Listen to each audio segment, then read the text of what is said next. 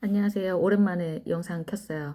오늘 나누고 싶은 주제는 영어 선생님 수학도 한번 가르쳐 보시는 거 어떠세요? 라는 거 함께 나누고 싶어요.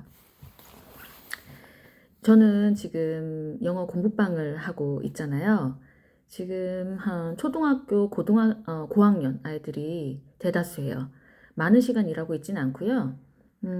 하루에 2시간에서 3시간 일하고 있어요. 오후 3시부터 5시까지 주력으로 일하고 있고요. 아이들 일찍 끝나는 날은 일주일에 하루 정도 있잖아요. 그때는 2시에서 한 4시에서 4시 반 사이까지 일하고 있어요. 하루에 2~3시간 정도 일하고 집에 가서 뭐 정리하면 제 체력에 딱 맞는 일이에요. 그런데 어떻게 해서 이제 수학까지 하게 됐냐? 저는 이제 그룹과의 형태로 하고 있으니까 아이들이 영어 공부만 한 1시간에서 1시간 반 정도 이렇게 딱 인텐시브하게 한단 말이에요. 한 5명에서 7명 정도 이렇게 모여서 해요. 근데 그 아이들 중에 한 3명 정도는 학교에서 수학을 정말 따라가기가 힘든 거예요. 그래서 학교에서 시험 보면 뭐 30점, 40점, 초등학교 3, 4학년 때부터. 그래서 이 아이들을 제가 이제 처음에는 수학을 봐줄 생각을 못 했는데 너무 이제 제가 안타까우니까 하나하나 이제 개념 같은 거를 봐주기 시작했죠. 그러다가 이 아이들이 동네 학원에도 적응을 못하고 이제 학원비가 좀 부담스럽기도 하고 해서 제가 어머님들한테 말씀을 드렸어요. 뭐 수학을 이렇게 심화 난이도 있게 할 거 아니면 학교 단원평가 한 80점에서 90점 그렇게 목표로 하실 거면 제가 좀 아이를 봐주겠다. 영어는 제가 어느 정도 궤도 위에까지 이렇게 올려놨는데 전혀 이제 뭐 문제 없이 잘 읽고 해석도 잘하고 영작도 어느 정도 하고 단어 외우는 이제 메모리 스팬도 이렇게 늘려놨는데 수학이 안 되니까 아이가 이제 학교 생활이 이제 짝발이 되는 거예요. 결국엔 사고력이고 이제 생각에 이게 깊이를 좀 많이 해주잖아요, 수학이. 또 중학교 가면 이 아이가 초등학교 2, 3, 4학년부터 나는 수포자 될 거예요, 수포자 될 거예요라고 이렇게 말하고 다니는데 좀 아닌 것 같다. 그리고 우리가 학교 생활이 거의 뭐 고등학교까지 10년이 남지 않았냐. 그러니까 제가 이제 애들 한 5학년, 하나에는 4학년 올라갈 때, 하나에는 5학년 올라갈 때, 하나에는 이제 두 아이가 4학년 올라갈 때, 하나가 5학년 올라갈 때 어머님들한테 제가 말씀을 드렸어요. 그래서 이제 이 어머님들이 이제 저한테 맡기셨죠. 그래서 이제 교수비는 더 이제 저렴하게 받아요. 제가 이제 수학 전공자가 아니고 저는 이제 고등학교 때 이과 출신이긴 해요. 그래서 수학을 많이 좋아하긴 했어요.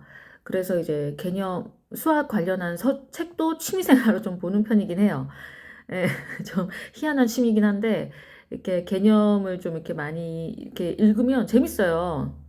그리고 또 이 책을 이 수학이라는 게 어떻게 이 세상에 활용하는지, 수학이 뭔지 아이들한테 이렇게 수학과의 이런 아이스 브레이킹을 이렇게 시작을 해줬어요. 아, 그거부터 먼저 말씀드릴까요? 수학을 애들이 막 이렇게 점프 인투해서 막 이렇게 막 풀려 그러잖아요. 제가 그러지 마라. 수학과 먼저 마음을 오픈해라. 수학을 네 마음속에 들여보내라. 너무 추상적인 말 같죠? 그런데 이게 시작되잖아요? 그럼 아이들이 진짜 좀 수학을 받아들이는 게 쉬워요. 과학은 과학과 수학의 차이점부터 아이들한테 설명해 줬어요. 과학은 일상생활에서 우리가 발견한 거를 뭐 이렇게 한 이론으로 정리해서 과학을 이렇게 공부를 한 거지만 수학은 사람들의 역사상 보면 불편하니까 생활하다 불편하니까 사람들이 규칙을 정해서 만들어 놓은 약속과 같은 시스템이다.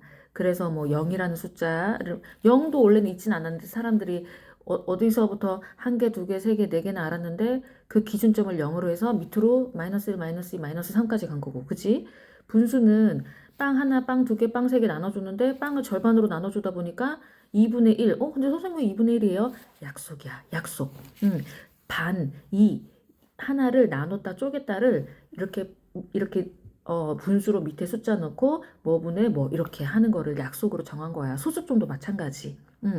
1보다 작은 숫자를 끝에다가 더하려고 하다 보니까 1.1, 1.2, 점 하고 붙이는 게 약속이야, 약속. 우리가 뭔가를 기발하게 창조해내거나 뭔가를 기발하게 자연에서 막 딱 발견한 게 아니라 사람들이 우리 이런 사회 속에서 어울리면서 살다 보니까 규칙을 나름 야 이렇게 하면 이거야 라고 약속을 만들어낸 거야. 그러니까 우리 받아들이자 이렇게 시작하니까 아이들이 조금 수학에 대한 싫어 이 거부감이 좀 사라졌어요. 아 그냥 규칙이구나, 우리가 지켜야 되는 약속이구나, 이 약속을 그냥 문제 풀듯이 풀어내면 되는구나 하고 그렇게 해서 애들이 진짜 잘 해내더라고요. 그래서 제가 그 3, 40점 아이들을 뭐 저기 높은 아이들은 한 80점에서 90점 사이, 좀 낮은 아이는 아직 60점에서 70점 사이까지 끌어올렸어요. 이 아이들이 1학년부터 4학년까지 거의 방치돼 있던 아이들이에요. 얼마나 힘들었겠어요. 근데 좀 뿌듯해요. 원비는 영어의 한 절반 정도만 받아요. 그리고 어머님들도 이 아이들이 뭐 해봤자 얼마나 하겠어요. 뭐 수학 너무나 싫어하고 집중도 잘 못할 텐데 하루에 뭐 일주일에 2번, 뭐 하루에 뭐 30분, 40분만 봐주세요. 학습지 수준으로 봐주세요 했지만 저는 하루에 그 일주일에 4일을 하루에 적어도 40분, 뭐 많으면 50분, 1시간까지 이렇게 매일매일 영어 학습 끝나고 이렇게 봐주고 있어요. 그러니까 그 아이들은 2시간씩 이렇게 공부를 하고 가는 거예요. 3시에 왔으면 5시에 가고 2시에 왔으면 4시에서 한 4시 20분, 10분 이 정도에 가고 더 해줄 수도 없어요. 아이들이 집중이 그 정도로 힘들어요. 왜냐하면 굉장히 인텐시브하게 공부하기 때문에 칠판식 수업이 아니라 이제 공부방은 1대1 자기가 막 이렇게 해내야 되잖아요. 그러니까 굉장히 에너지 소모가 커요. 그러니까 애들이 딱 2시간 집중해서 공부하면 딱 적당해요. 그래서 원비를 총 합하니까 한 45만 원. 네, 교습비만 일주일에 4번. 2시간씩 45만 원. 근데 1대1이 아니라 이제 다 여러 명이니까 좀 괜찮죠. 선생님 입장에서도. 그러니까 너무 이제 뭐 선생님이 수입적인 측면보다도 아이들이 동선이 너무 힘들잖아요. 여기저기 왔다 갔다 하고, 그리고 막 모두가 수학 100점을 원하는 건 아니잖아요. 이 아이들이 정말 학교 시험에서 85에서 95 아니면 100점 맞아도 좋고 85점 이상만 돼도 수포자가 안 되기만 해도 정규 교육 과정에서는 선생님 입장에서는 정말 좀 뿌듯하고 이 아이도 학교 생활을 포기하지 않고 자기에 대한 자신감이 생기고 좋잖아요. 그러니까 영어 선생님들 중에 저는 교습소는 안 되겠죠. 단일 과목만 되니까. 학원은 규모가 크니까 이제 알아서 잘 하실 거고, 공부방이나 개인 과외 교습자 선생님들 중에서는 이렇게 수학도 같이 좀 봐주시는 게 어떨까. 예, 이렇게 추천드리는 영상을 올립니다. 오늘도 모두 화이팅 하세요.